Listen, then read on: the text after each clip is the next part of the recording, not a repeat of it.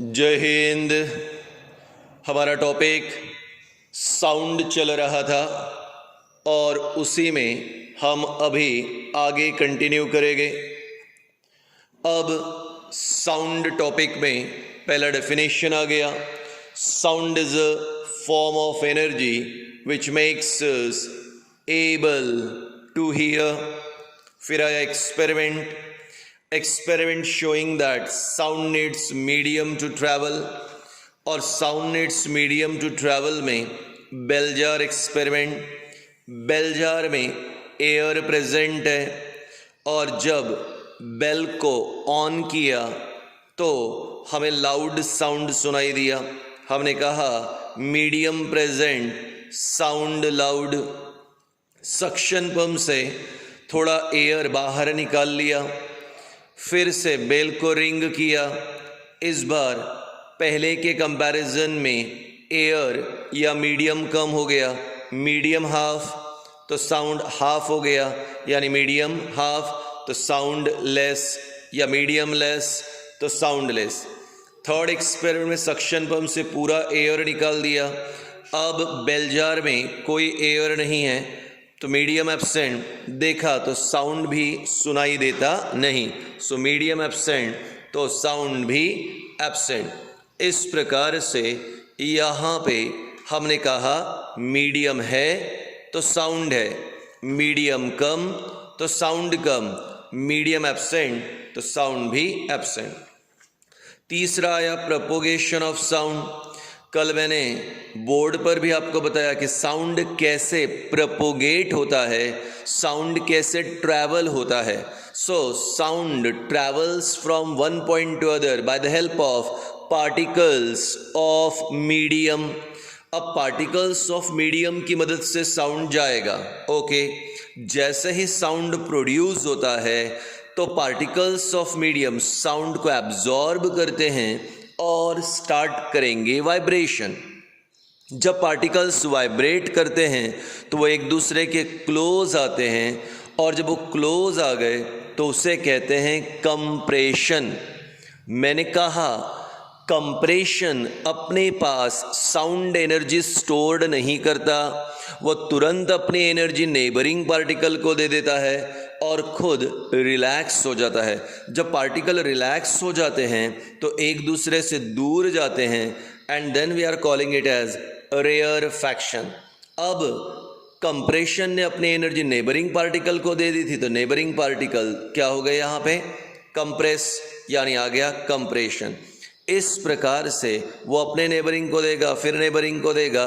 So only by following compression and rarefaction, only by following compression and rarefaction sound travels from one point to other। मैंने कल board पे भी बताया था।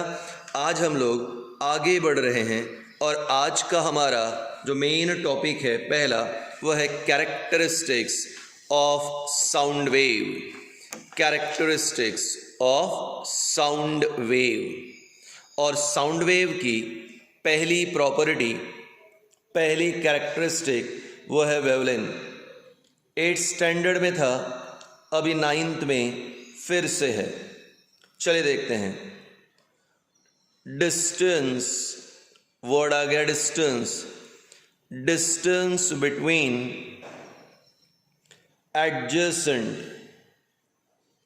Distance between adjacent crest or true, distance between two successive crest or two successive trough, or distance between adjacent crest or trough is called as wavelength, is called as wavelength। तो दो adjacent crest में या दो adjacent ट्रो में जो distance होता है उसे वेवलेंथ कहते हैं। अब ये फिगर देखिए, ये डॉटेड लाइन है सरफेस को परपेंडिकुलर, तो ये मैंने जो वर्टिकल लाइन निकाली है इसे आप सरफेस मान लो। सरफेस, उसको एक परपेंडिकुलर डॉटेड लाइन निकाली है, उसे एन लिखा है। एन का मतलब होता है नॉर्मल, तो आप हमेशा बोलोगे the dotted line perpendicular to surface is called as normal, और ये निकाला है वेव। ठीक, अब वेव में जो पीक्स होते हैं, वेव का ऊपर वाला भाग यानी पीक्स, वेव के जो पीक्स होते हैं उसे कहते हैं क्रेस्ट। पीक है क्रेस्ट, पीक है क्रेस्ट। और वेव के जो डिप्रेशंस होते हैं उन्हें कहते हैं ट्रो। वेव के डिप्रेशन को ट्रो। मैं फिर से बोल रहा हूं, आप लैपटॉप पे देखें और हेडफोन्स का यूज़ करें या स्पीकर का यूज़ करें ताकि आपको क्लासरूम वाली फीलिंग आए, आप बेटर तरीके से समझ पाए। ये वेव है, वेव के पीक्स को कहते हैं क्रेस्ट और वेव के डिप्रेशन को कहते हैं ट्रो। तो पहले और दूसरे क्रेस्ट में, पहले और दूसरे क्रेस्ट में जो डिस्टेंस है उसी डिस्टेंस को कहते हैं यहाँ पे वेवलेंथ। पहले और दूसरे ट्रो में जो डिस्टेंस है उस डिस्टेंस को कहते हैं wavelength, and wavelength is denoted by this symbol called as lambda.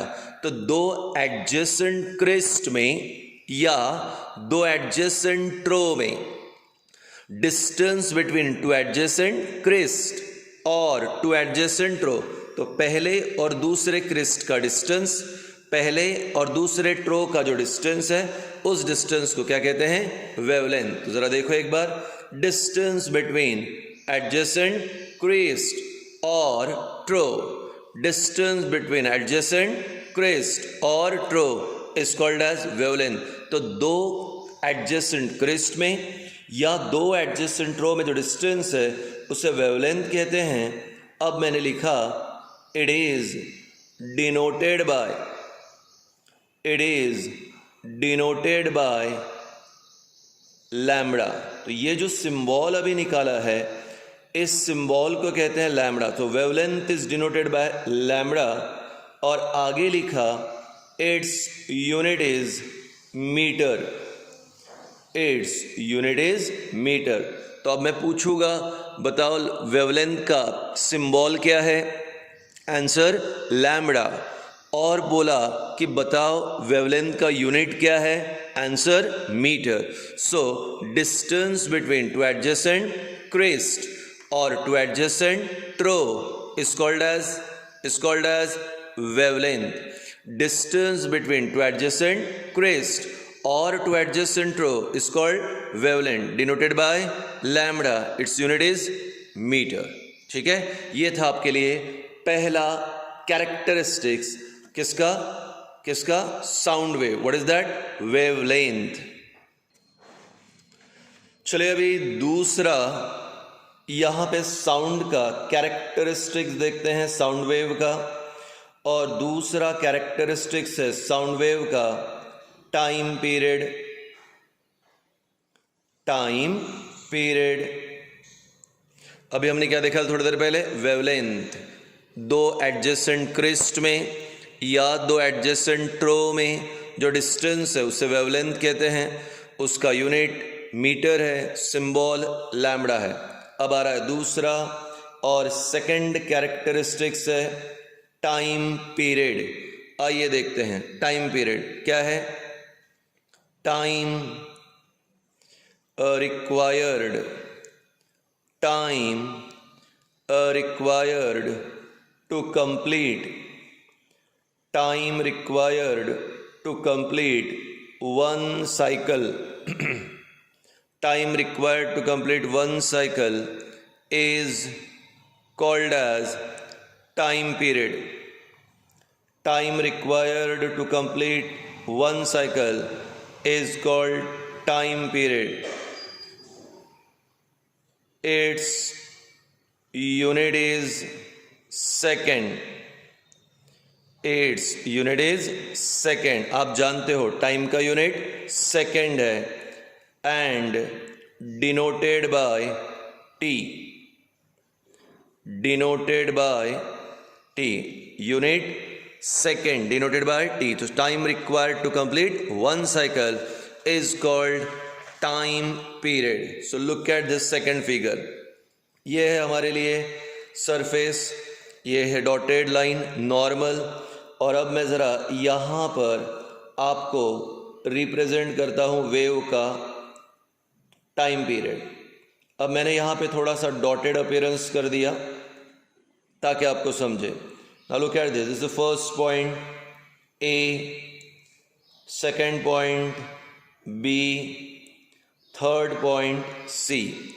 अब अगर मैंने कहा बताओ ए से बी पे कितने सर्कल हो गए, तो आपने कहा सर ये तो आधा है, सेमी सर्कल है, हाफ सर्कल है. So A to B half circle, और अगर बी टू सी गए तो again it shows half circle. So A से बी हाफ सर्कल, बी से सी हाफ सर्कल. अब बताओ हाफ और हाफ कितना होता? 1. यानी ए से लेकर सी, मैं लिख भी रहा हूं, ए टू सी क्या हो गया? 1 साइकिल. आधा ऊपर आधा नीचे, आधा ऊपर आधा नीचे. तो ए से लेके सी कितनी साइकिल होगी? 1 cycle. And time required to complete 1 cycle, time required to complete 1 cycle is called as time period. मैं फिर से बता रहा हूं, time required to complete 1 cycle, यानी ए से सी तक जाने के लिए, ए से सी तक जाने के लिए जितना समय लगेगा उसी को क्या कहते हैं? Time period. Time required to complete 1 cycle is called as time period. तो एक साइकिल को कंप्लीट करने के लिए, ए से सी पे जाने के लिए जितना समय लगेगा उसे कहते हैं टाइम पीरियड. इसको डिनोट करते हैं टी से, और इसका यूनिट है सेकेंड. तो 2 प्रॉपर्टी हो गई. पहली प्रॉपर्टी वेवलेंथ, दूसरी property time period. Time period, time required to complete 1 cycle. तो एक साइकिल आधा ऊपर आधा नीचे, ए टू सी, एक साइकिल कंप्लीट करने के लिए जितना time, time period. And what is wavelength? Distance between adjacent crest और adjacent trough is called wavelength. Unit metre, denoted by lambda. Let's continue. अभी हमारे लिए नेक्स्ट कैरेक्टरिस्टिक आ रहा है एम्पलीट्यूड. एम्पलीट्यूड. आपके घर पे भी कुछ म्यूजिक सिस्टम होगा, आपके घर पे टेलीविज़न है तो टेलीविज़न में, म्यूज़िक सिस्टम में, स्पीकर्स में, मोबाइल फ़ोन के अंदर एक छोटा सा डिवाइस होता है. उस छोटे डिवाइस को कहते हैं एम्पलीफायर. एम्पलीफायर मतलब विच एम्पलीफाई, एम्पलीफाई विच इंक्रीजेस. तो जो साउंड को बढ़ाता है, जो साउंड को इंक्रीज करता है, उसे कहते हैं amplifier. And we are having amplitude. क्या है amplitude? Maximum distance, maximum distance traveled by, maximum distance traveled by wave or particle, maximum distance traveled by wave or particle in vertically upward or downward direction, vertically upward or downward direction. Maximum distance traveled by wave in vertically upward or downward direction from normal is called as amplitude. अब बेटा आपको अभी मेरी आवाज़ थोड़ी कम सुनाई देगी, बाद में धीरे धीरे बढ़ेगी. तो एक्चुअली जब मैं धीरे बोलूँगा तो मतलब एम्पलीट्यूड कम है, और जब मैं ज़ोर से बोलूँगा तो मतलब है एम्पलीट्यूड राइज हो रहा है. टीवी का वॉल्यूम बहुत कम है, पापा ने कहा वॉल्यूम बढ़ाओ, मुझे न्यूज़ सुननी है. आपने वॉल्यूम बढ़ाया, मतलब एक्चुअली आपने वॉल्यूम नहीं, क्या बढ़ाया आपने? एम्पलीट्यूड बढ़ाया है. पापा ने कहा आवाज़ बहुत ज़्यादा हो रही है, मुझे फ़ोन पे बात करनी है, वॉल्यूम कम करो। आपने वॉल्यूम कम नहीं किया, आपने क्या कम किया? Amplitude. So what is amplitude? Maximum distance travelled by a wave. ये वेव है, ठीक है। अब मैं धीरे बोल रहा हूँ, ठीक है। Let's start. तो अभी मेरी आवाज़ आपको आ रही है, मैंने कहा ना कि मैं धीरे बोल रहा हूँ, तो एम्पलीट्यूड क्या हो गया अभी मेरा? कम, यानी ये। आपने कहा सर थोड़ा सा आवाज़ बढ़ाइए, मैं अपनी स्पीड नहीं बढ़ा रहा हूँ, आवाज़ बढ़ा रहा हूँ। चलो मैं थोड़ी आवाज़ बढ़ाता हूँ। तो अभी आ गई मेरी आवाज़ पहले से ज़्यादा। तो पहले जो एम्पलीट्यूड था वो एम्पलीट्यूड क्या था? कम, तो आवाज़ भी कम थी। अब मैंने थोड़ा एम्पलीट्यूड मेरा बढ़ा दिया, तो अब ये हो गया एम्पलीट्यूड। सर थोड़ी और आवाज़ बढ़ाइए, तो अब मैं थोड़ा और ज़ोर से बोल रहा हूँ। Now this is the amplitude. Sir और आवाज़ बढ़ाइए, मैंने और आवाज़ बढ़ा दी, दिस इज़ द एम्पलीट्यूड। तो जैसे जैसे मेरी आवाज़ बढ़ती जाएगी वैसे वैसे क्या मतलब हुआ इसका? एम्पलीट्यूड बढ़ रहा है। अब मैं काफ़ी ज़ोर से बात कर रहा हूँ, मतलब मेरा एम्पलीट्यूड क्या है? ज़्यादा है। अब मैं आवाज़ को कम करूँगा तो आप समझो अभी मेरा एम्पलीट्यूड ये है, अब मैं आवाज़ कम कर रहा हूँ। चलो देखो, अब मैंने इस आवाज़ में बात की, थोड़ा आवाज़ मेरा कम हो गया, और कम करता हूँ। अब मैंने इस आवाज़ में बात की, मेरा आवाज़ और कम हो गया। अब मैं इस आवाज़ में बात करता हूँ, तो अब मेरी आवाज़ और भी कम हो गई। हाँ, पहले भी जो स्पीड थी उसी स्पीड से बात कर रहा हूँ, पर एम्पलीट्यूड कम। तो अगर मैंने एम्पलीट्यूड बढ़ाया मतलब मेरा लाउडनेस भी क्या होगा? ज़्यादा। So maximum distance travelled by a wave in vertically upward direction और downward direction from normal. So maximum distance travelled by a wave in vertically upward or downward from normal is called amplitude, ठीक है। और यहाँ पे important point, loudness directly corresponds to amplitude। जितना ज़्यादा amplitude उतना ज़्यादा loudness। Its unit is decibel। It's unit is decibel, dB मतलब डेसिबल। तो लाउडनेस किस पर डिपेंड होती है? एम्पलीट्यूड।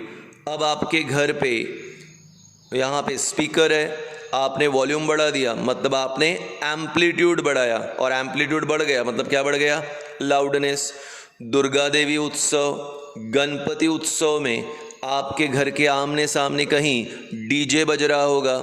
अब डीजे है मतलब बहुत ज़्यादा एम्पलीट्यूड है, मतलब बहुत ज़्यादा लाउडनेस है। सो लाउडनेस डिपेंड्स ऑन एम्पलीट्यूड, ठीक है। मैं बोर्ड पे भी बताऊंगा बाद में, इतना आप अभी याद रखिएगा। Thank you.